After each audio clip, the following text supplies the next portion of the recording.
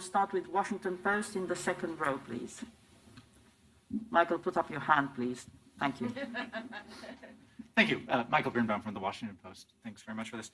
Can I just ask, can you compare your experience at this summit with the U.S. delegation to your experience at summits with President Trump? And was President Biden able to tell you anything that convinced you that Trump or another Trump-like figure won't be back in the White House in a few years and swing the United States back to a more confrontational approach to NATO? Thank you. It is different.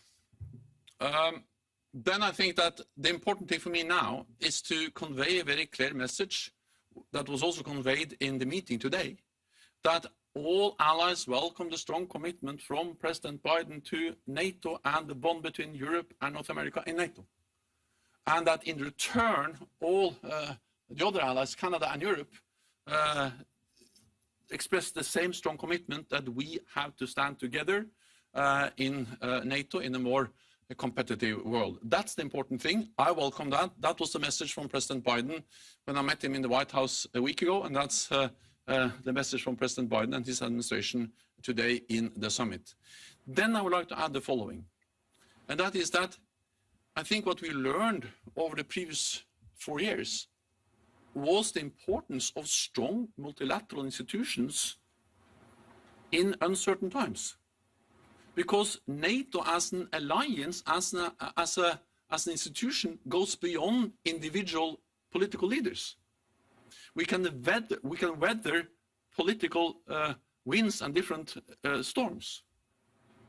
So if anything, it just proves the importance of building a strong NATO.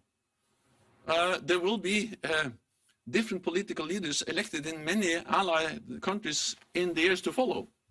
But I'm confident that as long as we realize that it is in our security interest to stand together, national security interest to stand together, we will maintain NATO as the bedrock for our security. And also welcome the fact that we have very strong bipartisan support in the United States for NATO.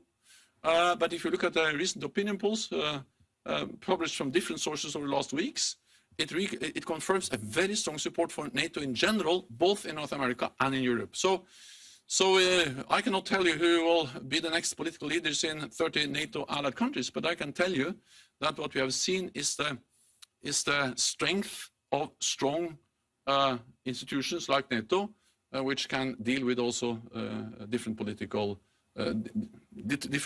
leaders that have different opinions about many issues, as we have seen over many years in NATO.